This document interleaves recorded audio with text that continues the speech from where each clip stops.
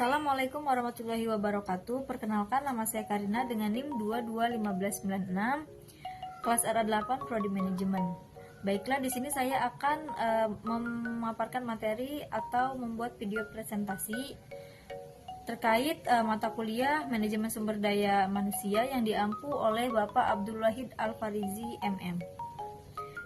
Materi yang pertama yaitu kompensasi. Kompensasi adalah suatu bentuk imbalan yang diberikan oleh perusahaan kepada karyawan sebagai bentuk penghargaan atas pekerjaan yang dilakukan. Nah, si kompensasi ini bisa berupa uang, tunjangan, maupun intensif. Adapun tujuan kompensasi ini yaitu untuk memotivasi karyawan, rekrutmen, dan retainer. Jenis-jenis kompensasi itu terbagi menjadi dua. Yang pertama itu langsung dan tidak langsung. Nah, kompensasi langsung ini bisa berupa gaji, bonus, dan insentif.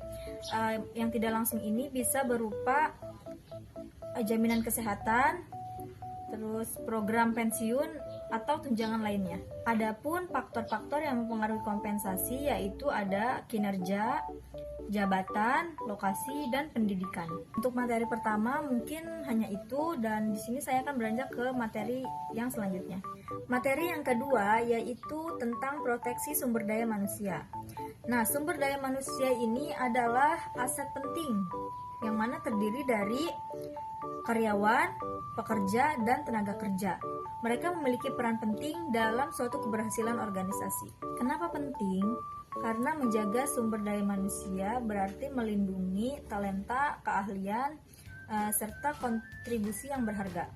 Nah, ini penting bagi produktivitas dan perkembangan perusahaan. Nah, di sini ada perlindungan hukum atau jaring pengaman sumber daya manusia, yaitu pertama ada Undang-Undang Ketenagakerjaan, yang mana undang-undang ini mengatur hak dan kewajiban pekerja dan pengusaha. Selanjutnya itu ada Peraturan Perlindungan Data Pribadi. Peraturan ini melindungi data diri para pekerja, data diri pribadi para pekerja. Selanjutnya ada Asuransi Ketenagakerjaan. Asuransi ini memberikan perlindungan finansial bagi pekerja dalam hal seperti kecelakaan kerja, sakit, maupun kematian. Yang selanjutnya ada hak dan keseimbangan. Yang pertama itu ada hak pekerja. Hak pekerja itu mereka berhak mendapatkan gaji yang layak, jaminan sosial, serta lingkungan kerja yang aman. Selanjutnya itu ada kewajiban pekerja. Kewajiban pekerja itu mereka wajib bekerja dengan disiplin, dengan jujur, bertanggung jawab, dan menaati peraturan yang ada di perusahaan tersebut. Selanjutnya ada kewajiban pengusaha. Kewajiban pengusaha ini mereka wajib memberikan upah yang layak, jaminan sosial, serta lingkungan kerja yang aman. Peran pemimpin atau penjaga kesejahteraan. Pemimpin ini harus menjadi teladan bagi karyawan, memberikan contoh yang baik. Lalu membangun komunikasi terbuka dan jujur dengan karyawan. Selanjutnya, pemimpin ini harus menjamin keamanan dan kenyamanan bagi karyawan. Pemimpin juga harus adil, tidak boleh membeda-bedakan kepada karyawan. Lalu pemimpin harus memberikan dukungan atau dorongan kepada karyawan yang sedang mendapatkan masalah. Proteksi sumber daya tentunya menjadi tanggung jawab bersama. Dengan membangun budaya organisasi yang sehat dan menerapkan strategi pencegahan, kita semua dapat menciptakan lingkungan kerja yang aman dan produktif bagi sesama. Mungkin hanya itu penjelasan tentang proteksi sumber daya manusia. Beranjak ke materi selanjutnya yaitu tentang komunikasi dan disiplin kerja. Intinya membangun komunikasi yang efektif di dalam perusahaan yaitu untuk meningkatkan efisiensi, mencegah kesalahpahaman, serta membangun hubungan yang kuat antar sesama.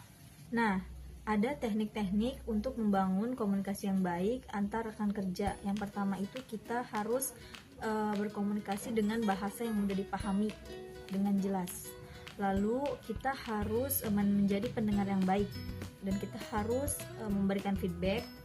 Kita juga harus berkomunikasi dengan terbuka dan jujur dalam menerima kritik dan saran yang membangun. Untuk membangun komunikasi dan disiplin kerja tentunya kita harus menaati peraturan, Salah satu disiplin kerja itu mungkin bisa mulai dari komunikasi yang baik antar sesama, karena dengan komunikasi yang baik pekerjaan pun bisa informasi bisa mudah menyebar, dicerna dengan cermat, dan pekerjaan bisa cepat selesai.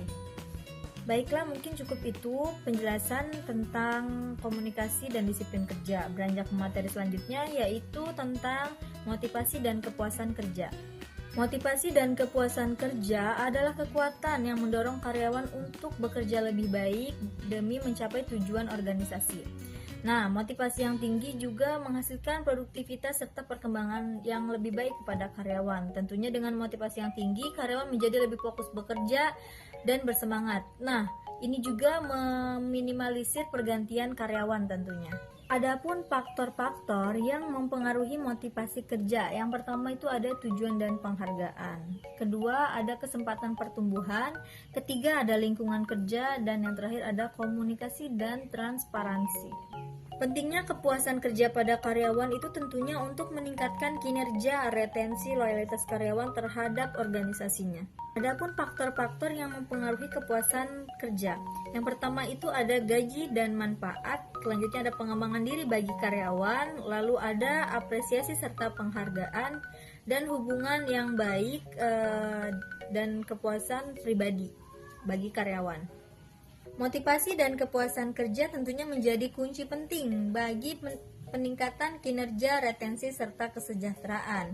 Dengan menerapkan atau dengan memakai strategi yang tepat, organisasi dapat membuat lingkungan kerja yang aman, bermanfaat, serta memotivasi. Materi selanjutnya yaitu tentang membangun kerjasama tim. Kerjasama tim tentunya salah satu kunci sukses dalam berbagai bidang, baik dari bisnis maupun dalam kehidupan sehari-hari.